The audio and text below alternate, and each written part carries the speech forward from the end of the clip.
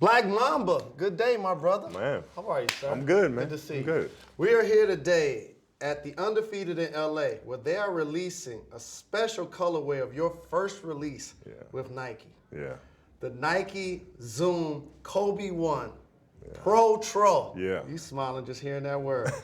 Because you basically invented it. Explain what Protro means and why you and Nike decided to re-release this model. Well, I mean, the retro business is such a big business, right? We all have that kind of feeling of nostalgia of bringing back the old, right? But my business is built on innovation, and so I didn't want to compromise that. So how do you pay attention to what was without compromising what should be? And so that's why I just took performance and retro and just combined those things to create Protro. So it's just taking the old and building those with the technology that we have available today without changing the aesthetic of it. You're also introducing us to makers of the game here today with your fine shoe, the camo. Yeah. Oh, by the way, you should be proud of this. What does makers of the game mean to you? Well, it means setting the standard, or setting the trend for what culture is or will be. I mean, that's, sports has always kind of been at the forefront of that. And what you see nowadays is really a mixture of sports and entertainment and how those two things intertwine and move culture forward. I heard a story. It didn't make me happy. It almost made me cry. What happened? That you wore this shoe on a night that you scored 81 points in a basketball game. That's true. I happened to be present that night. You probably didn't see me because I was looking at the back of your name and number all night. So how special was that night, and did that have something to do with you wanting to re-release this shoe in particular? Well, yeah, I mean, that night was very special, and the fact that I was playing in the one, makes that shoe have added significance. I think the shoe in and of itself, the way it was built with the stitching going around the swoosh, we wanted to have a feeling of it being handmade, because I felt like I was building my game anew. And which then led to 81 and all the other games that I had, because I was in the gym really, really working hard. And so the shoe has special significance to me because of that, because of the stitching, because of kind of building everything from scratch. And then you throw the 81 in there, it puts it over the top. You're one of those personalities and athletes. Now we see the destination, but sometimes people don't understand the journey. And before you actually score 81 points in a basketball game, you were breaking all types of records, 40-point games, 60-point games in 3 quarters. So talk about what led up to the big monster 81-point game. Well, it was 1,000 makes a day in the summertime, and going through things just as I would during the game. So I knew exactly where my positions were within the triangle and where the shots would be coming from.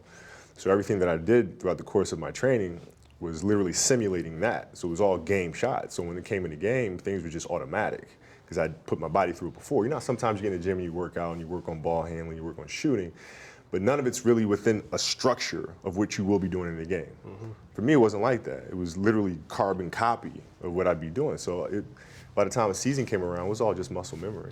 Speaking of carbon copies, now when I'm watching certain players in the NBA speak into microphones, they sound just like you. Kyrie Irving comes to mind, and I absolutely love it. And one of the things that people overlook in your career high points game is that you didn't show any emotion. You didn't chest thump. You didn't point to the crowd. Like, you stayed in the zone. And I think what ends up happening to young people, they make a good play, $1 million move on a $5 shot. Right. Just talk about staying in that zone and how you were able to maintain that. Because it's once tough. I start having 40, I'm like this. I never get to 50 or 60. So how do you maintain that level of discipline? It's hard, man. There's times where you come out of it, and even myself, when I'd come out of it, I'd be aware of bringing myself right back, right? Because sometimes you have those emotional outbursts, right? But then you got to find that center again, because the next play is imminent. You're here, right? So the most important thing is really staying in the moment and staying present. I mean, that's all the zone is. Whether it's offensive and being in the zone or defensively being in the zone, what that really means is that you're simply here in the present, and the only thing that matters is what's right in front of you. And the trick is, how do you do that? If Irvin Magic Johnson, who I affectionately call a Hall of Fame mogul, reached out to you to help them recruit free agents, because this is a big summer for your Lakers. You got 2 max cap spots open. You got some young talent. You're trying to get back to the championship level. What's your availability in helping the Lakers recruit free agents? Recruit free agents. I mean, what does that even entail? Calling someone? I mean, take them out to dinner. A little or something? babysitting, a little begging. I mean, here's the thing. Like, I know. Coddling, things all you love to do. Yeah, I'm such a coddler. You know what I mean? I love that. Like, look at these rings. That's right. Look up at my those alley. banners. Yeah, that's right up my alley. You know, the thing about this franchise is that you shouldn't need recruiting to come here. Right? It takes a special person to want to play for this franchise and take the pressure that comes along with playing for this franchise. The pressure of following Magic's footsteps and myself and like the dynasty that we've had. It takes a special person to do that. And if I need to convince you to come here to carry that legacy forward, you ain't the one to be here. Now, we had this conversation about a certain player when he got traded here that will remain nameless. And at a time where the franchise, I think, kind of got out of character and tried to recruit this player to stay, so much so that there were billboards. Yeah. And I just wanted to see how you felt, because I know you had a level of disgust based on what you just said. Well, honestly, I didn't really give two craps about that, to be honest with you. Like, it didn't really matter to me. The most important thing to me was whether or not the player wanted to be here himself, right? And then when you're here, the most important thing is winning championships. I don't care about anything else. It's winning championships. We don't have to like each other, but you will show up to practice every day, play hard. You will focus and commit to winning. And, if that's the case, then we'll be just fine. Yeah. And but all the not, hoopla stuff, if not, you can go someplace else. Yeah, that's fine too. I mean, it's a certain personality that comes along with it. I mean, it's a brand thing. Lakers stand for excellence and stand for winning. We don't hang division banners. You know what I'm saying? We don't do that. You don't retire everyone's jersey, you retire Hall of Fame jerseys, you know what I mean? So, if the people that are here need to be able to live to that standard and hold themselves to that standard, which in turn then gives you the ability to hold everybody else to that same standard. If you can't do that, you can't be here. Right, no doubt. Our fine network is launching a television program with you. Yeah. Called Detail. Yeah. You're all over the place with your projects.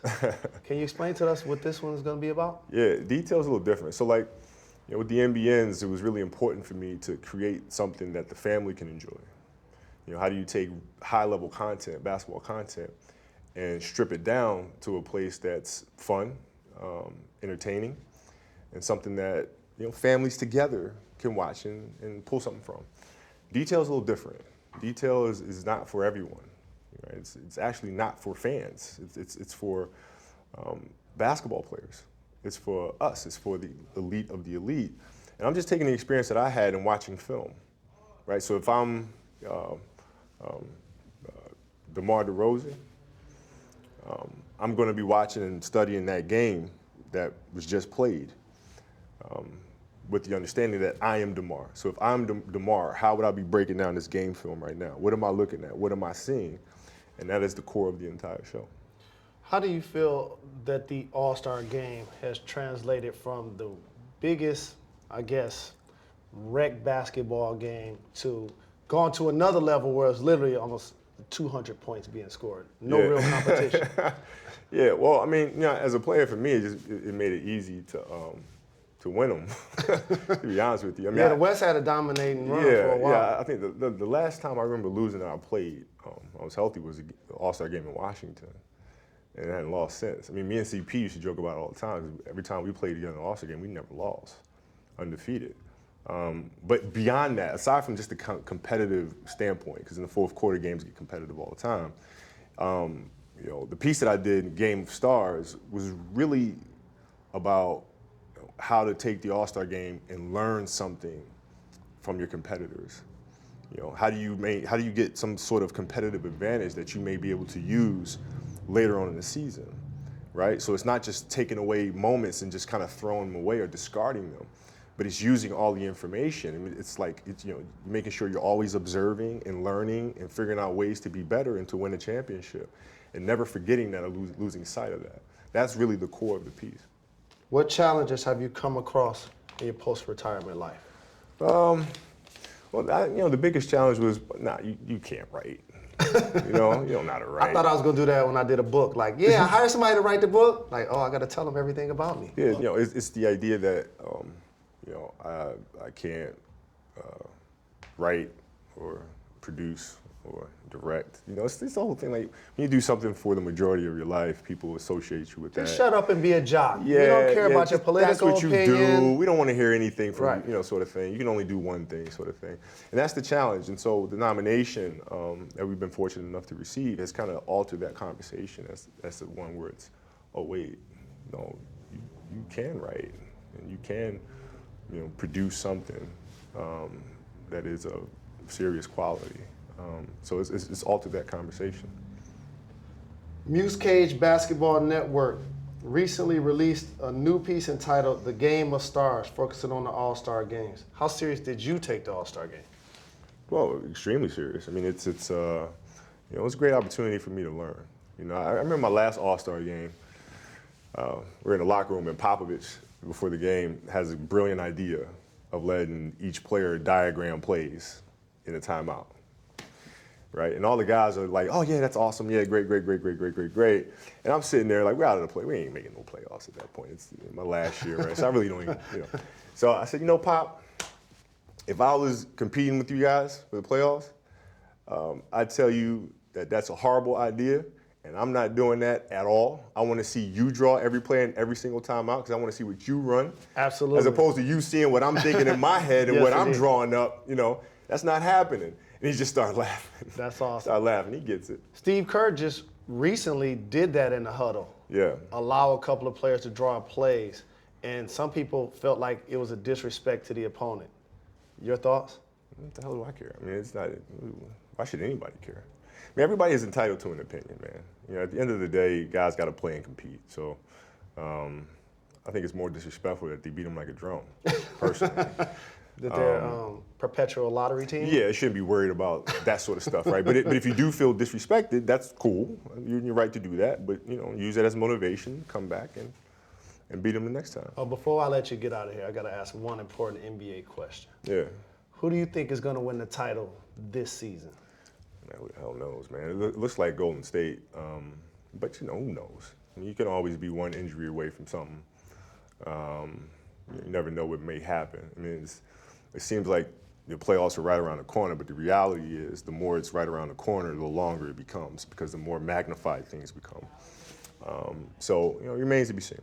You don't think Houston has a legit chance to upset Golden State? That's my point, right? So things could kind of turn, right? Where Houston really finds a good rhythm. You know, the thing about Houston, they haven't really hit true adversity yet, and it will come. So you have to see how they deal with that and handle that.